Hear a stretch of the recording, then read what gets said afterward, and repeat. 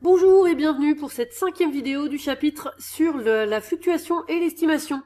Nous voilà dans le grand 2, l'estimation. Nous allons commencer par expliquer ce que c'est que le principe de l'estimation et de l'intervalle de confiance. Il s'agit de situations où on ne connaît pas la probabilité, la proportion d'un phénomène pour toute la population, contrairement à, je vous le rappelle, l'intervalle de fluctuation où on connaissait la probabilité théorique petit p. Donc ici, on ne la connaît pas. Et on ne peut pas la connaître. Pour des raisons de coût ou de faisabilité, on ne peut pas étudier toute la population. On connaît tout de même la fréquence petit f de ce phénomène sur un échantillon de taille n.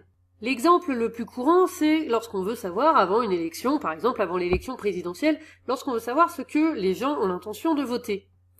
On ne peut évidemment pas interroger tous les électeurs du pays, donc on interroge, on fait un sondage sur un échantillon en général de taille à peu près 1000 personnes.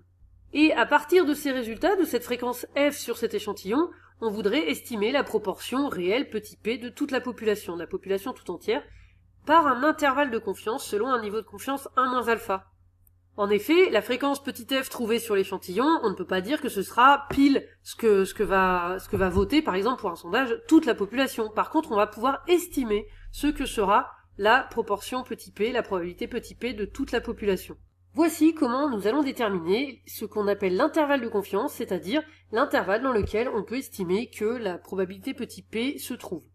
D'après ce qu'on a vu dans le grand 1, c'est-à-dire l'intervalle de fluctuation asymptotique, nous avons rappelé l'intervalle de fluctuation vu en seconde, qui est celui-ci. Donc si xn suit la loi binomiale de paramètres n et p, avec petit p bien sûr une probabilité dans 0,1 ouvert, et donc pour n suffisamment grand, on a la probabilité de xn sur n soit dans cet intervalle, qui est donc l'intervalle de fluctuation vu en seconde, qui est moins précis que celui vu cette année, mais en tout cas il est correct.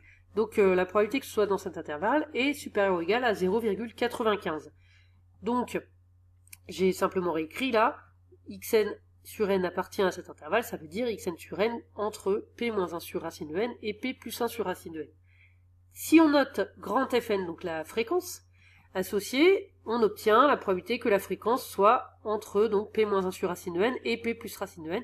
Donc cette probabilité est plus grande que 0,95. On en est donc ici. Et cette inégalité, on va la transformer en mettant petit p au milieu. En effet, cette inégalité, donc j'ai repris celle qui est dans les parenthèses, c'est équivalent à fn moins 1 sur racine de n inférieur ou égal à p, inférieur ou égal à fn plus 1 sur racine de n. On arrive à mettre petit p au milieu à la place de grand fn. Alors, c'est pas complètement immédiat de passer de là à là, je vais détailler. Premièrement, dans cette inégalité, je prends juste la partie à gauche, donc p moins 1 sur racine de n inférieur ou égal à fn, et je m'occupe pas de la dernière partie. Ici, simplement, je passe le moins 1 sur racine de n à droite, donc j'obtiens p inférieur ou égal à fn plus 1 sur racine de n, c'est-à-dire la partie droite de la seconde inégalité. Ensuite, je prends la partie droite de la première inégalité ici, donc fn inférieur ou égal à p plus 1 sur racine de n, et là je passe le 1 sur racine de n à gauche, ce qui fait fn moins 1 sur racine de n inférieur ou égal à p. Donc vous voyez, c'est-à-dire la partie à gauche. Donc vous voyez finalement qu'en prenant chaque partie à gauche à droite, j'obtiens une partie, l'autre d'ailleurs, mais donc finalement j'obtiens bien que p est plus grand que fn moins 1 sur racine de n, et p est plus petit que fn plus 1 sur racine de n, c'est-à-dire cette inégalité-là. Voilà, donc ici j'ai détaillé comment j'ai trouvé cette inégalité qui est donc équivalente à celle-ci, puisqu'elle est équivalente, la probabilité est la même. La probabilité de cette inégalité, qui est supérieure ou égale à 0,95, nous donne donc que la probabilité de cette inégalité, c'est ce que j'ai écrit à la fin, est supérieure ou égale à 0,95. C'est-à-dire qu'on peut dire avec 95% d'assurance où se situe petit p, entre la fréquence moins 1 sur racine de n et la fréquence plus 1 sur racine de n. C'est ce qu'on va appeler l'intervalle de confiance. Nous pouvons donc en déduire la propriété suivante, soit xn une variable aléatoire qui suit la loi binomiale de paramètres n et p, on appelle fn la variable qui est la fréquence, xn sur n, et donc quand p est fixé dans 0,1 ouvert, mais par contre on ne connaît pas p, on peut dire que l'intervalle fn moins 1 sur racine de n, fn plus 1 sur racine de n contient, lorsque n est assez grand, la proportion petit p inconnue donc, avec une probabilité supérieure ou égale à 0,95.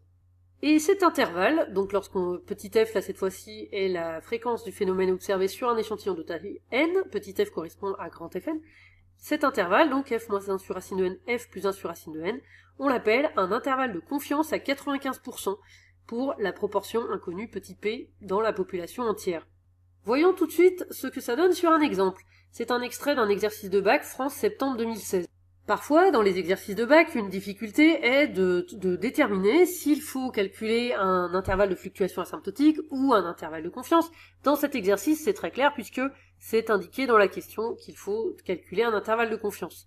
Donc ici, il s'agit d'estimer la proportion des personnes diabétiques dans la population française de 20 à 79 ans, et on interroge au hasard 10 000 personnes. Dans l'échantillon étudié, 716 personnes ont été diagnostiquées diabétiques. La première question que nous allons traiter est donc de calculer l'intervalle de confiance au niveau de confiance 95%.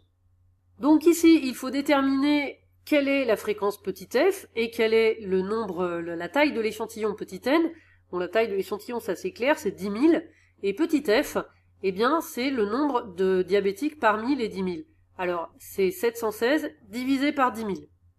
La fréquence, donc 716 sur 10 000, ce qui fait 0,0716.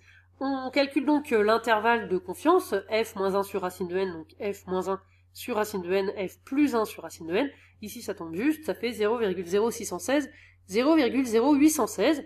Donc, on peut estimer que la proportion de diabétiques, de personnes diagnostiquées diabétiques dans la population française âgée de 20 à 79 ans, est entre 0,0616 et 0,0816, c'est-à-dire entre 6,16% et 8,16%.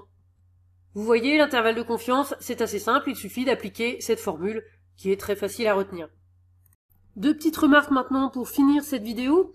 Dans l'exemple précédent, si on avait pris un autre échantillon de 10 000 personnes, on n'aurait certainement pas trouvé exactement 716 diabétiques. Forcément, en fonction de chaque échantillon, la valeur de la fréquence petit f peut varier un petit peu, normalement c'est assez proche. Donc l'intervalle de confiance à chaque fois est différent pour chaque échantillon. Deuxième remarque, vous avez vu là, on a utilisé l'intervalle de fluctuation de secondes. Or, cette année, nous avons vu un intervalle de fluctuation asymptotique, c'était toute la première partie de ce chapitre, qui ressemble à cet intervalle, avec des petits p à la place des petits f. Or, dans certains domaines, on peut utiliser l'intervalle de confiance en remplaçant petit p avec petit f, donc cet intervalle qui donne quelque chose de plus précis, mais on ne peut pas justifier cette année dans le cadre de notre programme, et on ne l'utilise pas du tout. Je vous le signale juste, si jamais vous le rencontrez plus tard, au cours de vos études peut-être.